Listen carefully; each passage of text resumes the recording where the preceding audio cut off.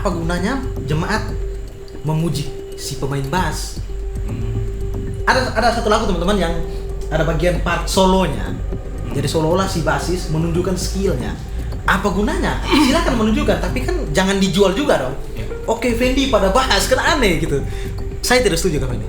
Karena mencuri kemuliaan Tuhan menurut kakak-kakak senior di luar sana. Jangan mencuri kemuliaan Tuhan dengan skill kita gitu.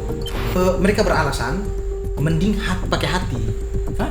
Ya, Pakai hati? Mending pakai hati daripada melatih skill. Loh.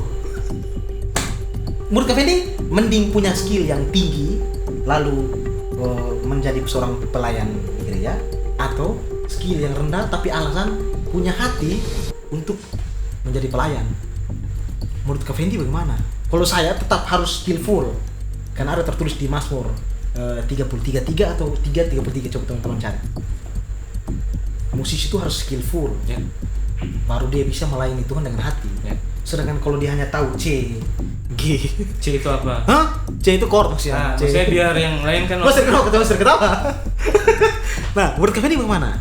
Mending punya skillful atau pakai hati? Pada akhir zaman, zaman akhir, Pada akhir zaman. itu orang-orang akan lebih membuka diri. Ya, terhadap Jadi mereka tuh buka diri mereka tuh terhadap cerita-cerita yang menyenangkan telinga mereka, memanjakan iman. menyenangkan telinga yang enak didengar. Jadi mereka nggak mau mendengar yang nggak enak. Mereka tidak mau mendengar teguran yang keras. Ya, Astaga. Itu manipulasi iblis, Pak. misalkan, bukan misalkan sih, dia langsung bilang, karena lihat hidupnya. Oke, coba. Hidupnya itu apa? Diberkati oleh Tuhan. Oh, bertambahin kesaksian. Iya. Oke, siap. Apa yang dilakukannya selalu berhasil, ya kan? Ah. Lihat sukses dia. Nah, ini juga salah satu trik iblis untuk menyesatkan. Oh, satu lagi. Aduh. Bentar, Oke, coba. bentar. Saya. Kenapa ukuran kesuksesan seseorang, ukuran keberhasilan, ukuran kekayaan, ukuran Ketenaran. kelimpahan itu selalu dikait-kaitkan dengan berkat dari Tuhan? Kenapa?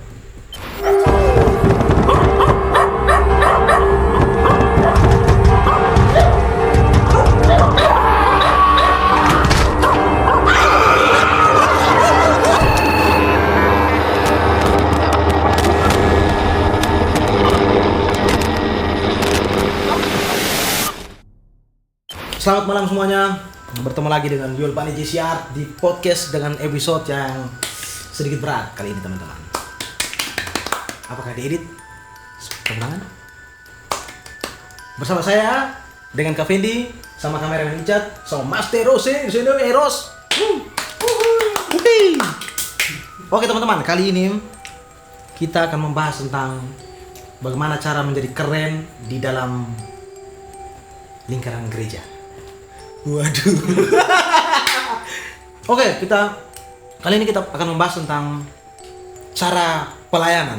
Bukan kami yang terbaik, tapi menurut saya sendiri, saya melihat fenomena di media sosial, banyak pemusik gereja yang senang merekam permainannya kemudian memamerkan di media sosial. Apakah itu diizinkan, Kak Fen, di Alkitab atau di dalam perjalanan umat Kristen dari zamannya Yesus sampai sekarang? Memangnya musisi butuh pengakuan bahwa wah jago nih main drumnya, wah dia nih jago main gitar gini. Menurut Kak Fen bagaimana? Fenomena itu diizinkan atau tidak? Ya, menurut saya, Coba menurut Kak Fen apa? kalau saya sih sebenarnya agak berat kalau soal Pelayanan yang memamerkan diri. apalagi di zaman teknologi sekarang kan bisa pakai handphone. Betul. Terus pas kita lagi, kebetulan kan saya dan Kayol sama-sama Kita juga anak pelayanan.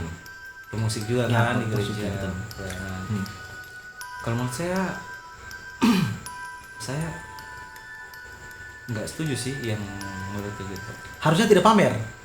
Bukan masalah pamer atau tidak pamer, tapi kita lihat konteksnya di sini bahwa ini eventnya apa? Kita bermain musik. Oh, eventnya di sekuler Momennya apa? atau di dalam gereja? Ya. Berarti di sekuler diperbolehkan, di sekuler Kalau kayak sekuler- lomba band, lomba band, peresmian sebuah instansi, itu kan biasanya undang band atau apa. Ya. Itu boleh untuk pamer.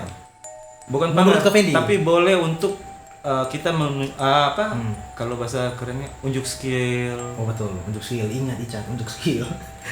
Tapi kalau di gereja, Kalau di gereja, nah itu dia. apakah boleh?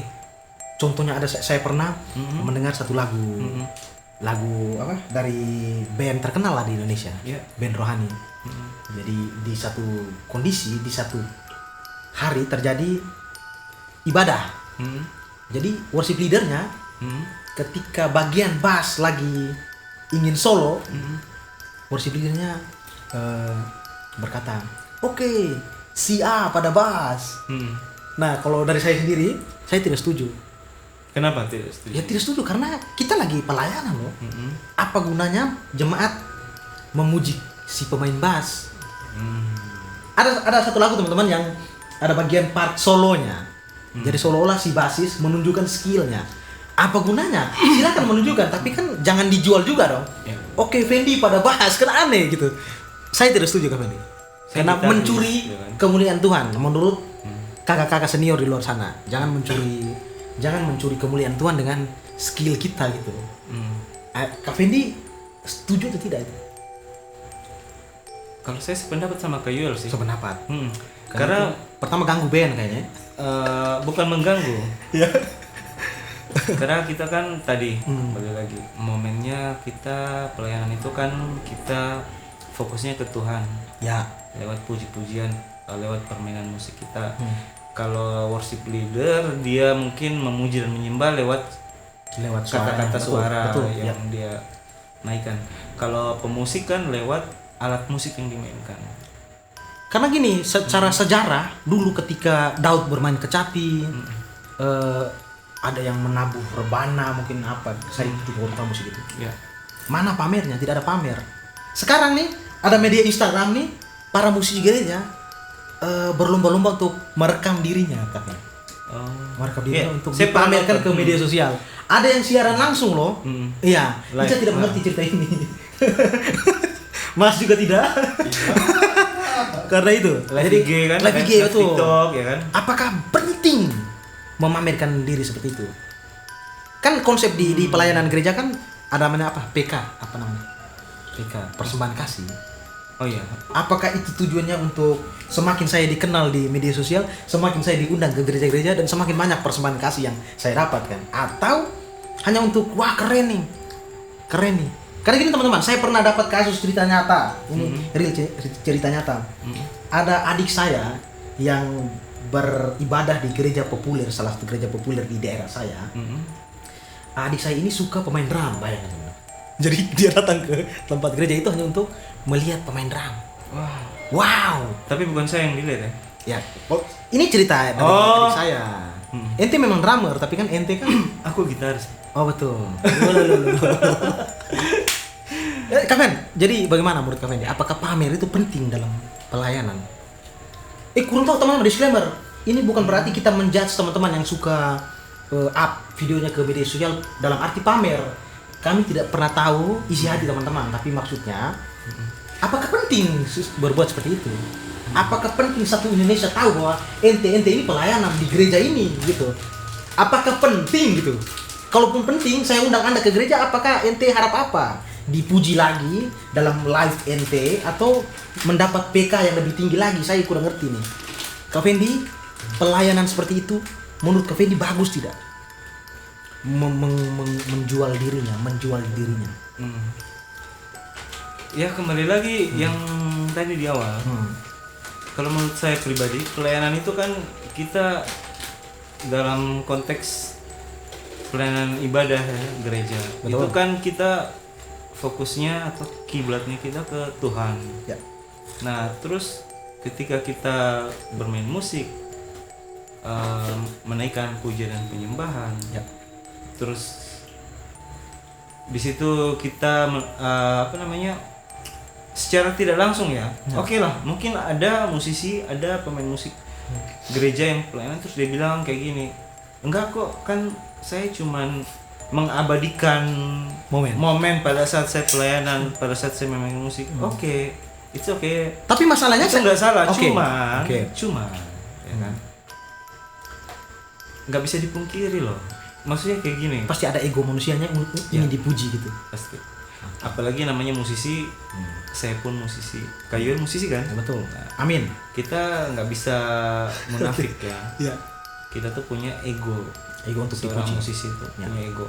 Nah, kalau konteksnya kita sekuler, Penempatan egonya yang kurang tepat Ya. kayaknya ya. Oke. kalau konteksnya kita mainnya sekuler, nggak ada yang salah. Tetapi ketika pelayanan dalam Nah, gereja, iya. apakah penting untuk menunjukkan bahwa saya ini drummer, saya ini jago tempo 3/4, saya ini jago slap di bass? Apakah penting? Ya itu yang saya lihat, ketimpangan menurut saya teman-teman. Menurut saya dong, masa ente tersinggung? Kan saya berhak berpendapat, saya dan Kak Fendi. Siapa yang tersinggung tuh? Loh. Jadi intinya, alangkah baiknya jangan pamer. Bukan alangkah Karena baiknya. ketika dia pamer, sorry saya Iya, potong. Ketika dia pamer, upahnya sudah didapat dong. Dia dipuji. Iya dong. Jadi saran saya dengan Kak Fendi, mending yang dipamer teman-teman. Karena upah Anda akan dibayar tepat pada waktunya. Ya. Kalau sudah pamer, berarti kan sudah dapat puji-pujian dari masyarakat gitu kan. Jadinya gue keren nih, si drummer ini, si gitaris ini. Ya, tadi kan sempat saya bilang, Ya. bukan soal pamer, tapi soalnya kayak gini loh. Pamer. Ya. Dalam artian ketika kita latihan, Ya. kan sebelum ibadah pasti ada latihan, entah di hari yang sama atau di hari H-1 sebelumnya kan ada tuh latihan musik, betul, ya. musik leader dan sebagainya. Nah, itu boleh direkam. Kalau latihan, waktu latihan boleh direkam. Boleh rekam karena gini. Tapi tetap kan dapat pengakuan juga. Wah, dia lagi latihan. Tapi bagaimana kan tuh, Kak Fendi? ada batasannya. Ada batasannya. Direkam untuk ditonton kembali atau dilihat kembali. Oh, untuk tujuan latihan, untuk Iya. tujuan mengingat kembali. Ya, jadi mungkin ada part-part yang ini aku miss di sini, aku salah di sini Betul, nih. betul. Oh ini harusnya kayak gini nih. Itu Oke. jadi pembelajaran kembali buat tim worship. Nah, video latihan pelayanan tim worshiper ini apakah bisa diupload ke media sosial? Untuk Kalau- mendapat like, untuk mendapat wow, kakak ganteng. Kalau menurut saya sih Coba. nggak pantas kayak gitu. Gak pantas. Kayaknya jangan, mending jangan teman-teman ya, mungkin ya. Bukan mending, itu kayaknya memang nggak boleh gitu kayaknya. Kaven, yang lebih parah menurut saya teman-teman, yang lebih parah, ada musisi yang belum skillful, yang bahkan contohnya skillful dalam arti gini. Mungkin bisa dijelaskan Ya, apa itu maksudnya? berarti gini. Skill musisi contohnya 100% nih. Ada musisi yang sudah 80, 70, 90. Nah, ada yang masih 15 nih. Nah, orang-orang ini Oh, kemahiran. betul kemahiran ya. Tingkat kemahiran. Betul, tingkat kemahiran. Ada orang-orang ini yang ingin sekali melayani. Yang melayani. apa? Yang apa? Ingin sekali melayani. Ingin sekali. Ingin sekali Oke, bermain dalam suatu band rohani. Tetapi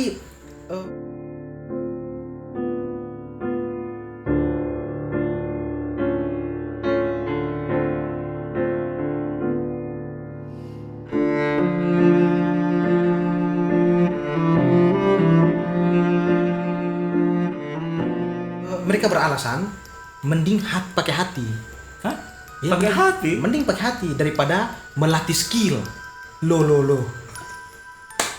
Menurut Kak Fendi, mending punya skill yang tinggi lalu menjadi seorang pelayan di gereja, atau skill yang rendah tapi alasan punya hati untuk menjadi pelayan. Menurut Kak Fendi bagaimana? Kalau saya tetap harus skillful. Karena ada tertulis di Mazmur 33:3 atau 3:33, coba teman-teman cari. Musisi itu harus skillful. Ya. Baru dia bisa melayani Tuhan dengan hati. Ya. Sedangkan kalau dia hanya tahu C, G. C itu apa? Hah? C itu chord maksudnya. Nah, maksudnya biar yang lain kan Masih ketawa. Nah, menurut kalian ini bagaimana? Mending punya skillful atau pakai hati? menurut saya mending kita skill dulu. Setelah kita ada skill, mahir ya. Mahir, betul. Kita harus mahir dulu, mahir bermain musik dulu. Setelah kita mahir bermain musik, Nah, pada saat kita pelayanan, Ya. kita pakai hati. Kita pakai hati. Tapi bukan berarti kita pakai hati terus kita nggak mahir. Itu bohong. Betul. Karena punya kemampuan akhirnya Iya. dia pakai hati. Kalau kita sudah mahir, terus ketika kita pelayanan motivasinya benar-benar hati kita untuk melayani Tuhan. Top. Kalau kita hanya pakai hati, motivasi kita melayani Tuhan, tapi kita tidak mahir, Ya. itu secara tidak langsung kita mengacaukan ibadah. Mengacaukan bandnya juga dong. Iya dong. Ya. Masa anak TK memaksakan diri Pasti. bermain dengan anak S2 atau anak S1, Ya. kan aneh jadinya. Yang parahnya adalah tim praise and worship, tim musik itu kan bukan 1-2 orang yang bermain di situ, banyak kan? Ya. Ada misalnya Betul. Banyak gitaris, personil, ya, drummer, keyboardis, Ya. belum lagi worship leader, ya kan, dan pemain musik tambahan lainnya. Nah, Betul. ketika satu nggak mahir, Mengganggu yang lain. mengganggu yang lain. Ketika terganggu, kacau. Nah, ada satu lagi fenomena Kak Fendi. Kita bilang saja yang mahirnya hanya 15%. Dia sudah di 15% menurut pemain lain, tetapi dia masih ada waktu untuk live. Maksudnya gimana? Maksudnya gimana? Maksudnya kan dia kan mahirnya kan tingkat kemahirannya masih di 15%. Oke. Menurut perhitungan musisi yang lebih senior. Iya. Tetapi dia tidak fokus latihan, tetapi dia fokus ke live IG, konten. Apa itu Kak Fendi? Apa itu? Apakah itu ada pengaruh dari alam roh atau apa menurut Kak Fendi? Silakan. Kalau itu, Apakah itu layak? Boleh ditegur tidak? Boleh ditegur tidak? boleh dong. Seharusnya ditegur.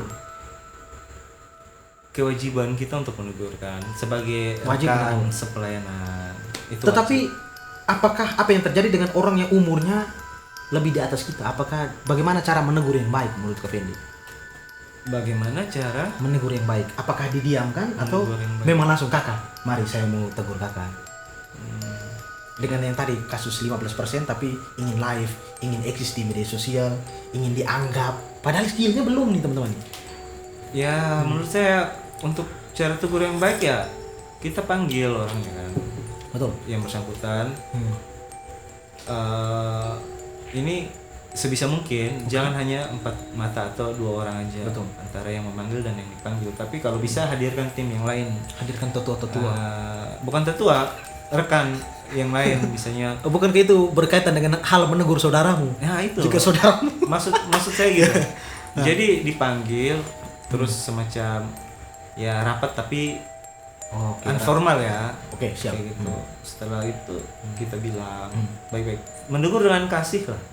Bukan karena faktor kita benci dia, bukan, tapi seperti yang Kail bilang tadi bahwa Alangkah ada baiknya. something yang memang nyesek gitu kan, maksudnya mengganggu pelayanan, mengganggu tim. Hmm. Alangkah baiknya teman-teman, ketika ketemu oknum seperti itu, kita alihkan pelayanannya. Jika dia ingin tetap bermain di musik, kayaknya bro tidak kuat di sini, mending beralih saja ke Acer atau LCD atau apapun itu.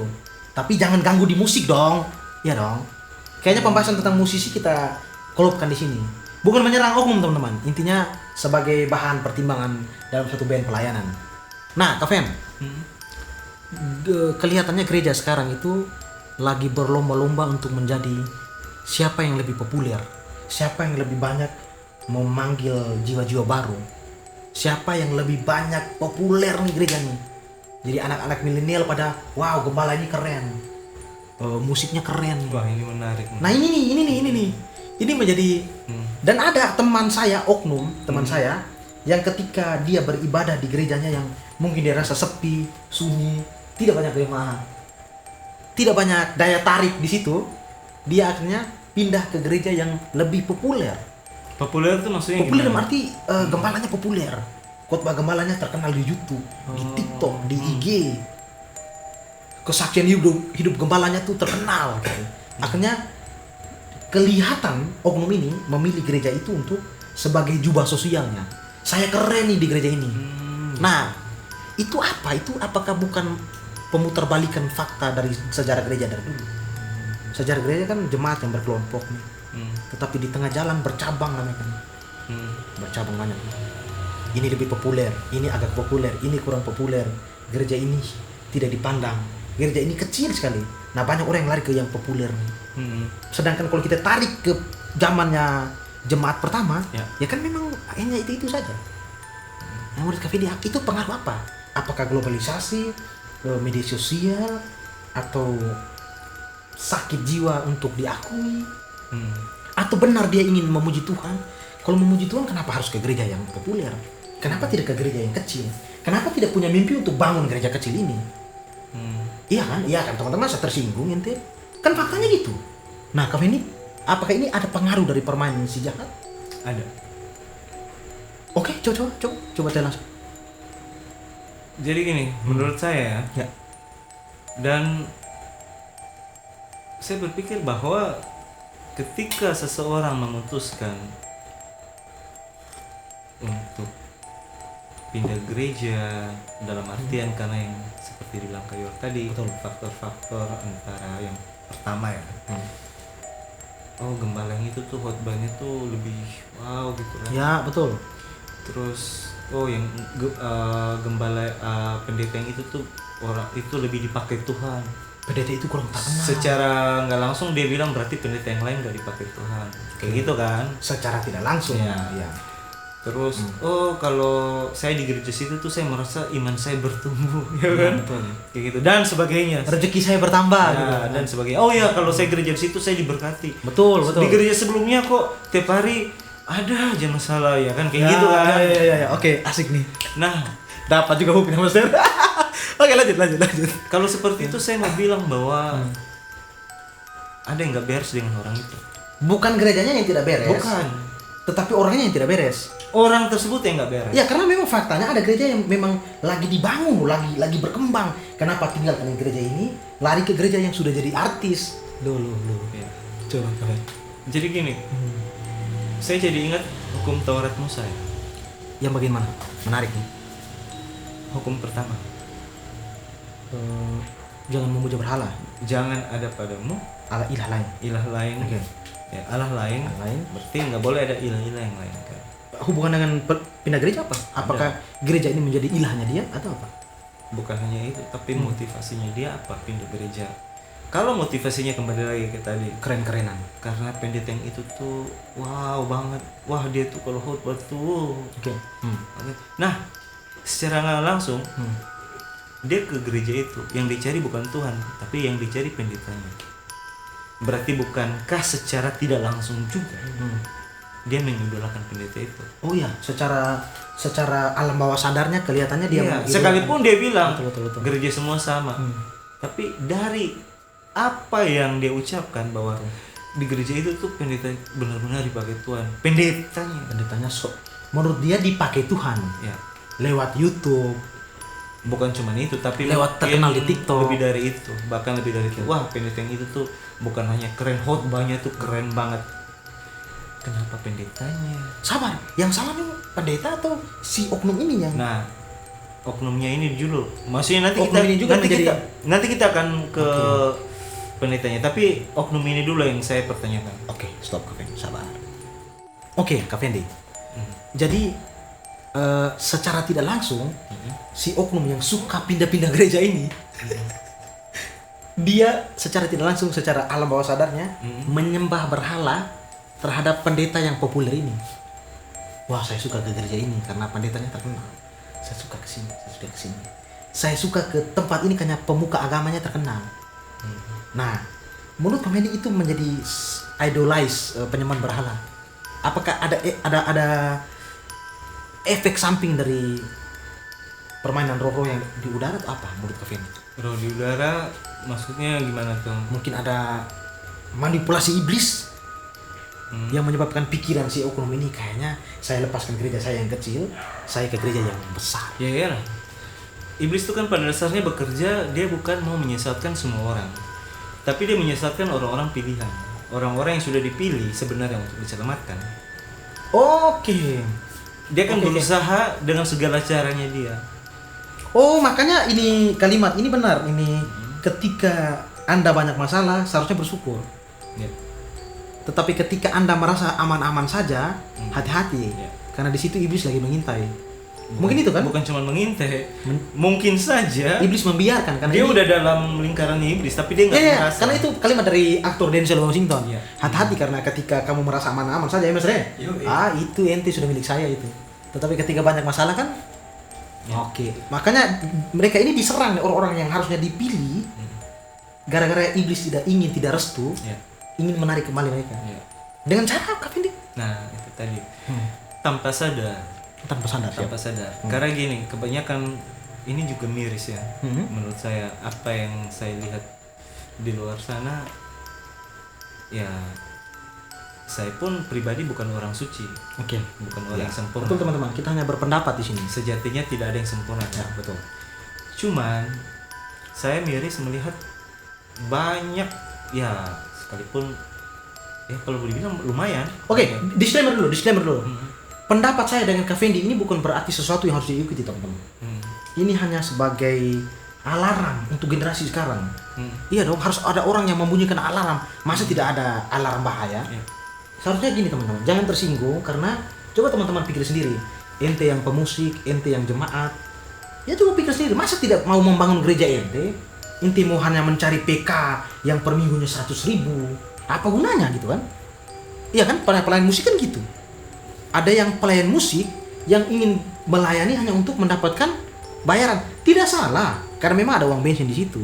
Tetapi coba pikir sebagai pelayan, sudah fokus saja kepada bekerja, bukan bekerja di kantor, bekerja di gereja gitu istilahnya. Nah kembali tadi yang oknum orang yang mengidolisasikan, mengidolakan itu bagaimana cara kerja setan itu gitu. Nah cara kerjanya bagaimana sampai bisa begitu? Iblis bekerja lewat cara-cara yang tidak terdeteksi oleh manusia. Kenapa saya bilang kayak gitu? Kalau iblis bekerja lewat cara-cara yang sudah diketahui oleh manusia, Berarti bukan maka Dia gagal sebagai iblis. bukan juga. Tapi lebih tepatnya manusia tidak akan masuk ke dalam jebakan Batman-nya si iblis. Karena manusia sudah Jebakan tahu. Batman maksudnya. Betul, iya. Karena manusia sudah tahu ini memang iblis, cara kerja iblis. Iya. Kenapa saya harus ke situ? Terkadang manusia merasa lebih pintar dari iblis. Tapi tunggu dulu. Jauh sebelum manusia lahir, iblis sudah ada. Sudah ada. Nah, bagaimana cara mempengaruhi otak-otak milenial ini? Otak-otak suka pindah gereja ini? Bagaimana tuh iblis cara pengaruh mereka? Ya lewat pikiran. Pikiran. Pada mulanya, pada awalnya lewat pikiran. Mereka berusaha juga ya. bukan mereka, dalam arti tanda kutip mereka itu iblis dan antek-anteknya kan berusaha memanipulasi pikiran seseorang Betul. bahwa kamu bukan sedang mentuhankan pendeta itu, kamu cuman tertarik, kamu suka bahwa dia itu orang dipakai Tuhan, khotbahnya itu luar biasa kayak gini, Nah, kayak gitu. Siap, Jadi siap. Menarik. dimanipulasi dulu pikiran seseorang itu, tapi tanpa sadar orang itu jadi lupa karena mungkin tidak kritis atau apa ya kan. biasanya jadi kritis. Nah, dia jadi lupa bahwa jangankan pendeta, siapapun yang kita idolakan, Ya. entah itu artis, Ya. kalau musisi biasa kan punya idola musisi juga kan. Satu bagus dicuri. Nah, ketika seseorang mengidolakan seseorang, Seorang. berarti orang itu jadi berhalanya dia. Sedangkan perintah Tuhan jelas, perintah pertama bahwa jangan ada padamu Ilah-ilah lain. ilah lain. Nah, ilah itu apa? Sebenarnya ilah itu bukan berarti harus ke Tuhan. Sedangkan kita percaya Tuhan itu cuma satu. Cuma satu. Oke. Bagaimana mungkin ada Tuhan-Tuhan yang lain? Nah, itu yang harus dikritisin gitu. Itu yang harus kita apa namanya? Kayak Memilah, menyaring. kita menyaring lagi Ya, betul. bahwa kalau ilah-ilah lain, sedangkan ilah yang kita percaya cuma satu. Betul. Kenapa saya Kalau mengidolakan di dia? Indonesia kan namanya Allah. Betul. Itu kan umum, universal. Mungkin pengucapannya aja kalau teman-teman kita yang muslim Allah, Allah, karena ya. dari lafalnya aja yang beda. Tapi Allah kan, Ya. Tuhan. Tuhan juga agama lain Tuhan. Nah, cuman kita belum sadar sampai situ. Sosok Kalau sudah pemimpin di dunia ini ya akhirnya seolah-olah menjelma, Iya. dipuja gitu. kalau Oke. oke lah, kalau kamu udah sadar Tuhanmu satu, Allahmu satu, kok kamu mengidolakan dia tapi kamu bilang saya tetap percaya percaya hanya sama ke Tuhan. Tapi saya senang beribadah di sini. Iya. Nah, berkaitan dengan ini keren. Ini. Itu yang namanya manipulasi iblis. Nah, ada satu lagi menurut saya Kak Fendi. Jadi, oke, Icat. Kalau lu gereja, lu senang pemimpin agama khotbah lucu atau tegas? Ini lucu dan tegas. Lucu dan tegas. Master senang dia lucu atau tegas? Tergantung situasi tuh. Oke, masih tergantung situasi. Kalau saya Kak Fen, ada banyak oknum yang ingin pindah gereja karena pendeta ini khotbahnya sering lucu. Tidak salah. Iya, benar. Tapi apakah Yesus pernah membuat dark jokes? Apakah Yesus pernah membuat stand up komedi waktu dia berkhotbah? Waktu zamannya Yesus gitu loh. Lanjut. Salah, sabar. Master izin ya Master ya? Ya, Nah, teman-teman ini teman saya ini muslim. Master, ya. Nabi Muhammad pernah waktu dakwah itu ada komedi tidak Master? Sisi. Bercandanya pasti ada, tapi bercanda yang Tertulis tidak Master? dalam wajar sih. Masih wajar Master ya? Oke, karena saya pernah melihat oknum pemimpin satu agama yang membuli beberapa orang. Wah, mereka ini suka cari cewek lah, gini-gini. Dan itu menjadi lucu oleh umat tuh. Apa itu Kak Fendi? Apa itu? Apakah itu permainan iblis atau tidak punya kontrol si pemimpin ini? Masa gini. Jadi pertanyaan intinya gini teman-teman. Teman-teman tahu ini. Diizinkankah untuk berkhotbah dengan menggunakan komedi? Atau sebaiknya khotbah itu tegas, jujur, menarik energi orang untuk bertempur dalam spiritual ini? Bukankah umat akan dimanjakan dengan hal-hal yang lucu? Apa Kak Fendi? Menurut Kak Fendi? Kalau soal itu, Oke, coba. saya mungkin tidak bisa menjawab secara langsung, tapi ada tertulis di dalam kitab suci, di dalam Alkitab, Coba. bahwa wah ini berat nih. Nggak apa-apa ya. Berat bagaimana kakakku? Coba. Skip aja deh. Berarti Kak Fendi tidak mau menjawab pertanyaan saya? Bukan mengenai- tidak mau, karena ada sebenarnya jawabannya di dalam kitab suci. Berarti apakah joke atau komedi itu diizinkan dalam berkhotbah? Menurut Kak Fendi yang di kitab suci itu? Bilang saja Kak Fendi, iya atau tidak, atau 50-50 atau apa? Tidak. Tidak kan? Iya, dong, menurut saya tidak. Apa gunanya ente berkomedi ketika berkhotbah? Tapi ini ada oknum ya teman-teman ya. Pikirnya dia umat akan senang gitu. Tapi kan pertempuran kita bukan komedi, Pak. Kita bertempur real. Oke, saya ngomong aja ya. Aja Kak Fendi. Oke. Jadi gini. Di kitab suci itu sudah jelas tertulis.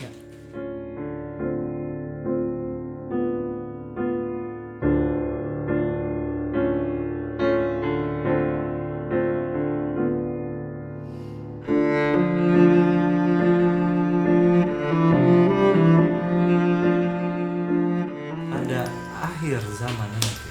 Yes. Zaman akhir. Pada akhirnya Itu orang-orang akan lebih membuka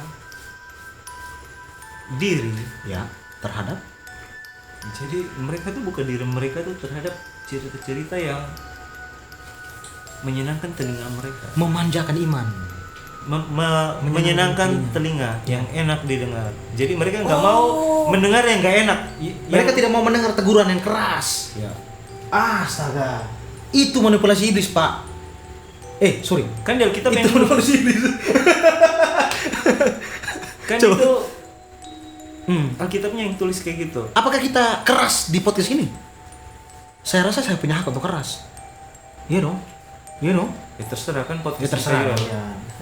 Saya ngikut aja. Oke, jadi makanya pada akhir zaman itu manusia cenderung mendengar yang enak-enak di telinga. Apa yang buat mereka senang. nyaman, yang buat mereka ya itulah enak gitu kan. Padahal mereka menutup mata terhadap korupsi, penjualan manusia, menjaga agar anak-anak kita dari daerah kita tidak dijual ke luar negeri. Mereka ke khotbah yang komedi. Harusnya kan umat itu berpikir kritis, disuntikan pemahaman untuk berpikir kritis, bukan kepada kotak-kotak yang komedi kan? Ya menurut saya teman-teman, kalau ente tidak setuju, komen aja di bawah, ya kan? Fair kita fair gitu. Kita tidak membela diri di sini. Dan itu bukan saya ngomong ya, Betul. itu di Alkitab ada kok. Di Alkitab bahwa itu di Wahyu atau di mana Kak Fendi? Di Perjanjian Baru tapi saya lupa itu di Bagian mana? nanti teman-teman yang spesialis Alkitab lebih tahu di mana itu tertulis bahwa pada zaman-zaman akhir Zaman-zaman nanti, akhir, ya. itu orang-orang akan lebih membuka diri dan maksudnya untuk mendengar dari pengajar-pengajar yang memberitakan apa yang enak untuk didengar gitu, apa yang mereka suka gitu kan, termasuk dongeng-dongeng kayak gitu. Kak Fendi, ini menarik nih. Apakah ini yang berhubungan dengan ketika Yesus bilang pada akhir zaman banyak orang yang bilang saya ada di sini, saya ada di sini, saya ada di sini. Tetapi waktunya tidak pernah diketahui. Mungkin Yesus sarkas kepada oknum-oknum yang lebih populer nih. Yesus tuh ada di sini. Ada oknum yang bilang, Yesus tuh ada di sini nih. Kalau mau ikut Yesus tuh.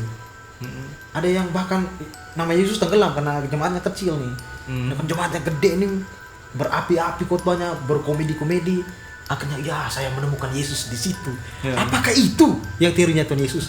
Bisa jadi. Bisa jadi ya? Tapi ya bisa jadi. Cuman kalau mau dibilang apa benar itu atau enggak, saya belum bisa bilang iya itu benar atau enggak, tapi bisa jadi. Apakah itu berhubungan dengan datangnya antikristus? Kayak di Muslim bilang Dajjal. Kan kata kayaknya itu yang berkaitan dengan antikristus itu. Antikristus sudah ada kok. Waduh. Ngapain nunggu antikristus? Antikristus Waduh. sudah ada. Master, Kalau antikristus belum ada, berarti belum ada yang disesatkan dan belum ada pengajaran sesat. masuk akal. Premisi masuk akal. Cuman kan orang-orang lebih banyak menunggu sama seperti dulu orang-orang Yahudi umat Israel. Iya. Mereka kan sampai sekarang masih menunggu kedatangan Mesias. Oke, siap. Padahal Mesias sebenarnya sudah ada dan sudah selesai. Maksudnya sudah menyelesaikan sudah ada dan sudah kembali gitu kan. Tapi mereka sampai sekarang masih menanti-nantikan Mesias. Yang zaman sekarang itu orang-orang terpengaruh entah pengajarannya yang salah dari yang mengajarkan. Sampai sekarang orang masih menanti-nanti, awas loh ntar antikristus kalau pas datang wah kita kan hidup susah. Ya. Terus ada lagi yang ditakut-takuti kalau kita kita kan diancam, ditodong gitu kan. Percaya nggak antikristus? Kalau percaya langsung dibunuh gitu kan misalkan. Tapi ada, saya pernah dengar, saya lupa di channel mana, tapi banyak channel kayak gitu ya kan. Jadi mereka masih menunggu-nunggu tuh kedatangan antikristus. Tapi menurut saya antikristus sudah banyak dan sudah ada. Kenapa? Karena sekarang banyak pengajar-pengajar sesat. Nah, pengajar-pengajar sesat itu antikristus. Ukur sesatnya dari mana Kak Fendi? Ukur sesatnya itu dari mana? Itu banyak-banyak pertimbangan yang harus dikatakan. Oknum teman-teman, kita tidak bilang semua pengajar. Tapi banyak pengajar sesat kok di Alkitab yang tulis ya, bukan saya Di yang Alkitab, bilang. betul. Berarti datanya dari Alkitab. Ya. Datanya dari Alkitab. Akan datang banyak sekali guru-guru sesat, Palsu. pengajar-pengajar, Pengajar-pengajar. guru-guru palsu, pengajar-pengajar sesat. Bukan bilang akan datang 2-3 orang pengajar atau Banyak. guru-guru palsu, tapi banyak. Wow. Dan efeknya apakah lebih populer itu menjadi satu indikasi ciri-cirinya? Maksudnya Populer itu adalah bagian dari guru-guru palsu ini. Karena mereka senang untuk entertaining umat. Keren penampilan kami. Makanya umat-umat pada yes gitu. Ini dalam artian kerennya nih. Keren ini Menurut apakah Kayul gimana populer? Masih populer ini gimana ya? biar penonton kan lebih ngeh gitu kan. Ya, karena menurut saya gini, saya tidak menyalahkan karena kutipnya marketing teman-teman. Jadi ada gereja, iya kan? Di gereja ada marketing ya? Saya pikirnya marketing, Iya. menurut saya karena ada gereja oknum di dunia inilah katanya gitu Di bumi ya. di bumi ini. Mereka menggunakan media sosial dengan alasan untuk menyaring istilah pukat ikan, menjaring jiwa-jiwa baru. Seego apa kalian? Katakanlah gerejanya ada di Singapura, katakanlah contohnya. gereja Singapura ini dia punya spirit yang berlebihan untuk mempromosikan gerejanya lewat YouTube, Instagram, Facebook, segala macam. Apa yang kalian cari sebenarnya? Apakah penginjilan lewat online? Bagus. Tetapi efek sampingnya banyak anak muda yang punya pikiran bahwa wah ternyata gerejanya keren yang itu. Saya lebih memilih gereja itu. Saya memilih gereja itu yang punya cabang di sini, cabang di sini, cabang di sini. Jadi kan esensi dari beribadah menurut saya kayak kok jadi keren-kerenan. Saya senang melihat musisinya, saya senang lihat khotbahnya yang lucu. Apakah itu juga permainan dari industrialisasi pada zaman modern? Pada zaman modern ini gereja itu sudah menjadi badan industri, kayak jadi industri yang megah di dunia ini. Menurut Kak Fendi, apa fenomena itu bisa dijelaskan tidak? Kenapa kok di zaman modern kok begitu sekali jadinya? Sedangkan dulu zaman masih penyebaran oleh Rasul Paulus, dia di sini ke sini, dia dibully, dia dipukul, dia dipenjarakan hanya untuk menyebarkan kabar gembira ini. Tetapi sekarang sudah di-boost dengan cara lebih mewah pakaiannya, lebih mewah sound sistemnya. Nah itu bagaimana Kak Fendi? Apa permainan apa dalam iblis ini? Apa itu? Sampai kok jadinya gitu? Oh jadi masuk ke Yuel ini kategorinya masuk ke siasat iblis, permainan iblis gitu. Iya bisa jadi gitu, industri jadinya menjadi ladang industri gitu kelihatannya. Itu diizinkan tidak sebenarnya? Diizinkan tidak? Diizinkan oleh siapa? Diizinkan oleh Alkitab, oleh secara nalarnya manusia itu. Kenapa saya bilang diizinkan? Bisa ditoleransi tidak tuh? Ditolerir tidak tuh? Cara berpikir seperti itu. Semakin kita mendapatkan umat, semakin besar gereja kita. Dan misi kita di dunia ini untuk menjaring banyak jiwa. Yes, berhasil gitu. Terus pertanyaan saya, bagaimana dengan nasib gereja yang kecil? Kenapa tidak bantu gereja yang kecil ini? Kenapa tidak ada pemerataan dalam pembagian jemaat gitu? Gereja ini 100 jemaat, gereja ini 100 jemaat, ini 100, kan ada rata gitu. Gereja ini 1000, ini 50 jemaat, ini 30 jemaat. Saya rasa ada ketimpangan di situ Kak Fendi. Dengan musisi yang lebih jago lagi, dengan teknik syuting yang lebih bagus lagi. Gitu. Wow. Jadi manusia jemaat di luar sana pada akhirnya jadi ajang keren-kerenan gitu. Ya. Menurut teori saya ada beberapa oknum teman-teman, bukan berarti semua menjadi keren, bukan. Oknumnya berapa banyak? Oknum banyak gitu. Oke, Kak Fendi, coba ada pendapat tentang itu? Iya, memang benar sih yang kayak bilang tadi barusan, bahwa sebenarnya kembali lagi ke pertanyaan bahwa sebenarnya apakah kita memilih satu gereja karena gereja itu menyelamatkan? Ya. Apakah kita memutuskan untuk bergereja di situ karena gembalanya menyelamatkan? Nah, ya kan, kayak gitu. Entah atas dasar wah khotbahnya bagus, terus wah gembalanya tuh diurapi, dari mana kita tahu dia diurapi Tuhan? Atas dasar apa? Itu juga jadi satu tanda tanya buat saya sampai saat ini, bahwa kok bisa ada jemaat, ada manusia ya yang bisa mengklaim dari mulutnya, dari entah lewat tulisan, lewat perkataannya langsung, bahwa aku tuh di gereja itu tuh gembalanya tuh dipakai oleh Tuhan, diurapi oleh Tuhan. Tolak ukurnya di mana ya? Kalau dia diurapi, dia apa timbangannya gini? Itu dia. Apakah berdasarkan kesaksian dia pernah mati terus pernah masuk di neraka, melihat semua penampakan mengerikan itu, wah dia diurapi? Atau ada pendeta yang mengaku saya mendengar suara ini, saya mendengar ini. Tolak ukurnya di mana gitu? Jadi sampai sekarang bisa jadi, teman-teman sabar, disclaimer. Ya. Bisa jadi Tuhan bercerita, ya kan bisa jadi. Abraham saya mendengarkan ini bisa jadi. Tapi tujuannya dari pernyataan vulgar itu, istilahnya, saya mendengar suara Tuhan. Efek sampingnya kan umat-umat berpikir, wah dia mendengar suara Tuhan, saya beribadah saja di situ, kan gitu jadinya.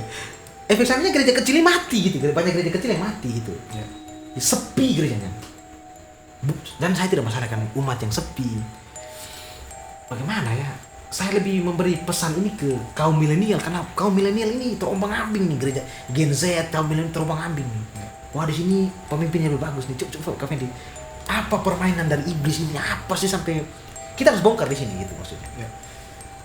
Ya kembali lagi yang tadi ya, yang sebelum Kayul bilang tadi, bahwa dari mana seseorang, entah dia jemaat atau dia apa namanya, kalau yang bukan jemaat tapi bergereja di satu gereja tapi belum menjadi jemaat, Jemaat tamu, apa istilahnya? semacam Ya, itulah ya. pengunjung lah, Pengunjung betul. dan akhirnya dia memutuskan bekerja di situ, ya kan. Nah ketika ditanya kenapa kamu memutuskan untuk bekerja di situ, oh karena saya merasa bahwa ini gereja yang tepat, dan saya percaya bahwa orang ini, maksudnya dalam tanda kutip pendeta ini, gembala ini dipakai oleh Tuhan, diurapi oleh Tuhan, kayak gitu. Nah ketika saya mendengar jawaban itu, saya bertanya-tanya, Oke. dari mana dia tahu bahwa gembala itu diurapi oleh Tuhan? Iya. Apakah dia punya indera kesembilan? Waduh. Karena Oke. seseorang yang punya indera keenam pun tidak bisa melihat sejauh itu. Kalaupun sampai dia bisa mengklaim seperti itu, berarti dia punya indera ke-9. Dan 9 itu angka yang sempurna. Kesempurnaan itu hanya milik Tuhan. Dari mana dia bisa mengklaim seperti itu? Oh, mungkin dia langsung bilang kan kayak gini.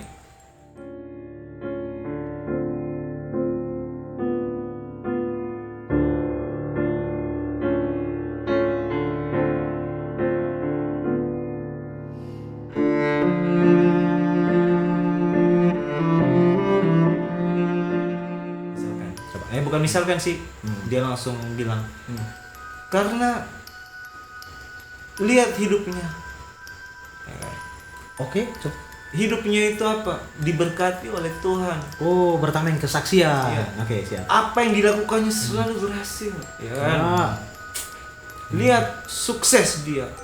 Nah, ini juga salah satu trik iblis untuk menyesatkan. Oh, satu lagi. Aduh. Bentar, Oke, coba. bentar. Ya. Kenapa ukuran kesuksesan seseorang, ukuran keberhasilan, ukuran kekayaan, ukuran keberlimpahan, itu selalu dikait-kaitkan dengan berkat dari Tuhan? Kenapa? Oh, memangnya tidak boleh, Kak Fendi? Bukan tidak boleh, tapi kenapa itu jadi satu ukuran? Dan itu saya pernah dengar langsung, bukan hanya sekedar cerita. Oh, jadi para mata dan hati jemaat ini terhipnotis dengan itu. Nah, nanti kita akan bahas sampai Wow, situ. kalau dia sukses nih, dia terkenal nih, ini karena Tuhannya dia nih kayak gitu. Kayul pernah dengar nggak? Berarti manusia serakah dong. Saya pernah dengar, tapi saya nggak tahu. Kayul pernah dengar nggak? Ada 2 orang nih. Dia apa namanya? Mereka berdua lagi ngobrol kan? Ya. Kamu lihat nggak si wah, dia itu sekarang kayak sukses, ya kan? Kerja apa aja, usaha apa aja berhasil. Itu orangnya tuh dekat dengan Tuhan tuh, makanya hidupnya berhasil. Serius, saya pernah dengar bahasa yang kayak gitu. Tapi bisa jadi begitu, Mas. Kalimat yang kayak gitu saya pernah dengar. Dan itu Elon Musk yang paling diikuti sudah. itu bukan sekali. Sabar, Kak Fendi. Betul, Elon Musk kan kaya. Tapi Elon Musk Bentar. Itu masalah begitu Elon Musk. Karena tolak ukurnya kan itu. Semakin sukses, wah makin dekat dengan Tuhan nih. Itu saya beri ibadah di situ gitu. Itu saya bukan dengar sekali 2 kali. Dan itu saya dengarnya bukan dari orang awam. Oke. Saya dengarnya dari orang yang punya jabatan di dalam gereja. Ya nggak usah deh, saya langsung skak aja. Bukan skak, saya to the point aja. Oke. Dari gembala. Dan bahkan ada yang sampai ngomong kayak gitu pada saat dia lagi berkhotbah. Oh, jadi dia memberi iming-iming kepada jemaat untuk lihat nih kesuksesan saya ini dari Tuhan. Jadi jemaat tidak mencari esensi Tuhan, tapi jemaat mencari kekayaan dari Tuhan yang dipakai dalam hidup yang singkat ini gitu. Pada akhirnya apa? Oke. Pada akhirnya Kok jadi kasar ya kan? ya Mas. Oke. to the point aja. Ya. tadi kan di awal kalian bilang sudah fan to the point aja fan, makanya ya udah to the point aja kan. Nanti efeknya To the point supaya kita tidak menyerang oknum, teman-teman. ya, Kita membuka mata ini. Jangan sampai kita tenggelam dalam industrialisasi. benar. Oke, lanjut. Ketika jemaat-jemaat mendengarkan itu, ya, atau nggak usah jemaat deh, mungkin pendetanya lagi ngomong sama orang-orang tersebut mendengarkan itu, maka mereka langsung memiliki mindset pola pikir bahwa oh berarti orang yang tidak dekat dengan Tuhan Tidak akan kaya. atau orang yang jauh dari Tuhan berarti hidupnya itu kebalikan dari yang tadi. Ya, secara logika sederhana kan gitu.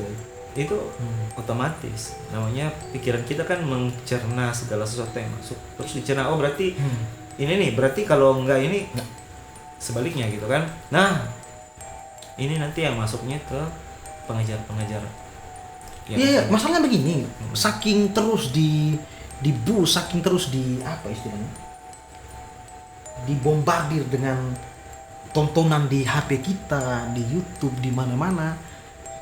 Yang saya khawatirkan generasi Z sama generasi milenial ini menganggap itu benar. Iya dong, mereka tidak punya saring. Oh ini gereja ini sukses nih, berarti di sini banyak berkat. Wah, picik sekali kalau berpikir gitu. bahkan ada yang bergereja di gak usah ngomong apa, gak usah kita ngomong nama gerejanya apa, Saring terus ente ya. ya. Kan tadi bilang Oh iya. Ya. Jangan ngomong nama gerejanya. Oke. Ini kan gereja di Nepal kan? iya, Iya dong, di Nepal dong gerejanya. Nepal tuh mana ya, sebelah India Ada lah di sebelah dekat Pakistan bukan? sebelah Irian Jaya sebelah. Oh sebelah Papua, dekat Papua. Ada lah. Oke. Amerika kan di situ juga. Mencuri emas di. Oke, lanjut Mas. Oke. Jadi ada seseorang, tapi kalau dikumpulkan jadi banyak orang, ya. Oke. Seseorang kan, Iya, tapi awalnya yang kalau seseorang, dikumpulkan lama-lama lumayan menjadi banyak, gunung. ya. Iya. Mereka tuh berpikiran kayak gini. Selama kita bergereja di sini kok hidup kita biasa-biasa aja. Sabar, ini jemaat, Ya, pemusik atau pemimpin? intinya semua lah. Oke. Kan pemusik juga berarti kan bagian dari gereja itu kan. Berarti kesadaran kolektif itu yang bisa Ya, jadi di sini. pokoknya orang-orang lah kayak Ya, orang-orang lah, Entah ya. dia pelayanan atau mungkin dia jemaat. Nah, mereka sampai memiliki mindset bahwa kita bergereja di sini kok hidup kita begini-begini aja, biasa-biasa. Ya. Tiap hari malah masalah satu selesai, masalah lain muncul. Tidak ada berkat gereja Nah, ini. terus tiba-tiba mereka dapat nih, Oke. kan? Entah itu apa namanya, intinya Bisikan, bukan bisikan, hasutan. semacam dapat berita news gitu kan, Oke, dapat betul. info dari telinga ke telinga, akhirnya sampai ke telinga mereka, terus dibilang kayak gini, kamu gereja aja di situ. Terus kan orang-orang ini kan nanya, kenapa harus bergereja di situ, saya kan udah punya gereja gitu. Di gereja situ loh, kamu tahu nggak, orang-orang yang di gereja situ tuh itu hidupnya tuh wow, sukses. Mas ini real Mas ya. Icat ini real Icat. Loh, saya kan belum selesai. Ya kan? Wih. Nah, orang-orang yang bergereja itu hidupnya sukses. Dan kenapa bisa sukses? Karena itu benar-benar Tuhan ada di gereja itu. Makanya Tuhan pilih kasih. siapapun, nah nanti ke situ tuh Master. Apakah Nah, Elon Musk dipilih Tuhan? jadi terus yang lebih fatalnya lagi ada hubungannya dengan yang tadi di awal tadi, bahwa jadinya ilah lain kan. Ilah lain ya. Secara nggak langsung pendetanya itu wah benar-benar diurapi sama Tuhan, khotbahnya tuh luar biasa. Oh, Kak Fendi, jangan sampai iblis ini bekerja di hal kekhawatiran. Bahwa kekhawatiran bilang, jika kamu tidak segera pindah ke gereja itu, kamu akan dilanda kemiskinan. Karir tidak naik. Karena gereja yang ente tempati ini tidak memberikan berkat. Salah satu. Iblis bermain lewat pikiran, iblis bermain Salah lewat satunya, ketakutan ya. manusia ini ya. Salah satunya kayak gitu, karena sebenarnya setahu-taunya manusia tentang dirinya sendiri, iblis lebih tahu tentang diri manusia. Iblis tahu kebiasaan manusia. Semua iblis tahu. Makanya iblis bisa tahu kalau dia lemahnya di harta, maka dia akan dijatuhkan oleh tahta. Ya. Kalau dia kuatnya di tahta sama harta, artinya bisa menguasai dirinya di harta sama tahta, iblis akan mencari kelemahannya di wanita. Oke, jadi teman-teman, begini teman-teman. Kami ini tidak lagi menilai diri kami paling baik. Kami Iya, hanya bantu benar. membunyikan alarm dan memberi pesan. Pertama, untuk musisi. Tolong latih dulu skill ente itu. Naikkan jadi sekitar 80 atau 90% Ya. mahir bermain musik. Ya. Kedua, pekerjaan Anda bermain musik di gereja itu jangan diumbar juga di media sosial. Karena apa upahmu kalau kau sudah dapat upah pujian dari manusia, ya kan? Ya. Pesan saya. Kedua, untuk kaum milenial sama kaum Gen Z, bangun gereja ente itu walaupun kecil, bangun kesadaran di situ. Jangan mencari lelucon di gereja lain, khotbah yang happy. Karena pertarungan kita bukan happy teman-teman. Kita real bertarung dengan korupsi, penjualan manusia. Masa ente mau hidup-hidup mendengar yang enak-enak? Ya. Ente tidak suka ditegur. Iya kan? Itu kedua. Pesan saya terlebih ke kaum Gen Z sama milenial. Ya. Ketiga, hal kekhawatiran gitu. Di gereja ini dapat berkat, di gereja ini tidak. Kan tolak ukurnya kan berkat. Ya. Lihat pendeta yang sukses gitu. Kita tidak menyerang, hanya membunyikan alarm. Nah, Kevin, saya senang di part yang ini nih. Ini saya mau beri ini. Kita coba bahas tentang apa daya tarik dari kemampuan berbahasa roh di gereja. Iya. Apa namanya? Oh, Anda wah di saya. Apa Mas pernah dengar berbahasa roh? Bahasa roh. Ya. Oh, Mas saya tidak tahu. Maksudnya gini, Kevin. Bahasa roh. Bahasa roh. Mm-mm. Memang di Alkitab ada bahasa roh gitu ya istilahnya. Berbahasa roh. Tetapi jangan sampai kemampuan berbahasa roh itu dibombardirkan di media sosial bahwa ini gereja bagus nih. Itu juga salah satu menjadi daya tarik gitu, menurut saya kan. Bahasa roh itu. Jadi gimana? Maksudnya Dan disclaimer Apanya? lagi, kami tidak menghina orang yang berbahasa roh, tidak. Hanya begini ya, bahkan ada pemimpin agama yang ingin mengajarkan bahasa roh. Apanya yang diajar bahasa roh? Apakah dia punya kamus tertentu? Itu menjadi pertimbangan kita teman-teman. ya. Coba kalian bahas ini. Ini hal yang sangat meresahkan nih di generasi modern. Apa itu esensi bahasa roh gitu? Wajibkah gitu? Selama saya membaca Alkitab, Ya. bukan berarti saya paham Alkitab seluruhnya, tapi selama saya membaca Alkitab,